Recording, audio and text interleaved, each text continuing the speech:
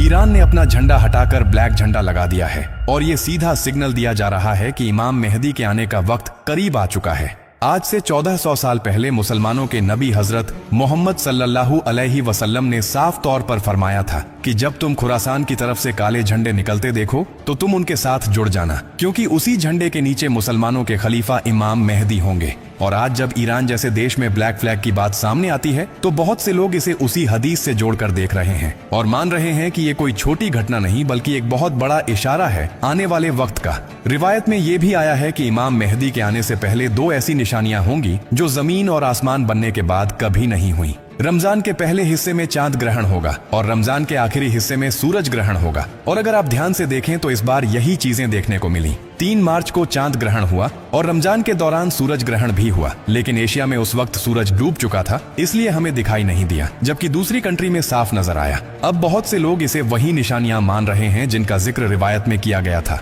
और कह रहे हैं कि अब वक्त बहुत करीब है। कहा जाता है कि जब इमाम मेहदी आएंगे तो मुसलमानों को एक कर देंगे, क्योंकि उस वक्त उम्मत बुरी तरह टुकड़ों में बंट चुकी होगी। शिया सुन्नी का फर्क खत्म हो जाएगा और सिर्फ मुसलमान बचेगा। उसी दौर में एक बहुत बड़ी जंग होगी जिसे मलहमातुल कुबरा कहा जाता है और कुछ लोग इसे बाइबल में बताए गए आर्मगेडन से जोड़ते हैं। आज दुनिया में जिस तरह का माहौल बन रहा है, हर तरफ टेंशन, लड़ाई और अफरा तफरी है, बहुत से लोग इसे उसी बड़ी जंग की शुरुआत मान रहे हैं और कह रहे हैं कि अब तैयारी का वक्त आ चुका है। अब कुछ लोग ये कहेंगे कि सिर्फ ईरान के ऐसा करने से इमाम मेहदी थोड़ी ना आ जाएंगे, अभी तो बहुत वक्त है। लेकिन जो लोग ऐसा सोच रहे हैं उनकी गलतफहमी दूर करना जरूरी है, क्योंकि मलहमातुल कुबरा वही जंग है जो इमाम मेहदी लड़ेंगे और कुछ लोगों के मुताबिक इसकी शुरुआत हो चुकी है।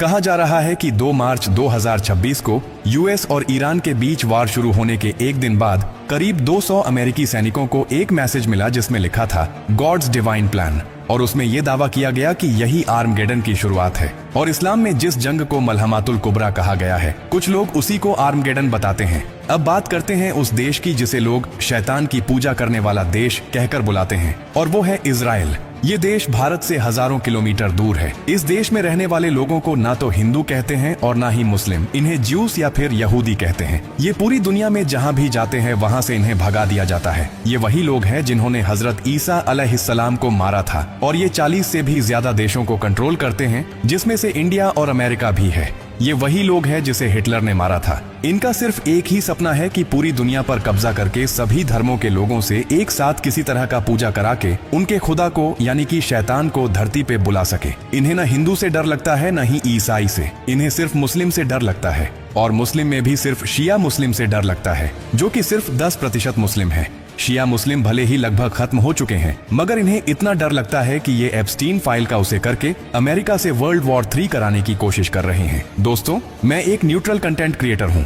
मेरा मकसद सिर्फ आपको सही और बैलेंस जानकारी देना है, बिना किसी पक्षपात के। मेरे को नहीं पता इन्हें शिया मुस्लिम से क्यों डर लगता है। अगर किसी को पता हो तो कमेंट सेक्शन में बताना।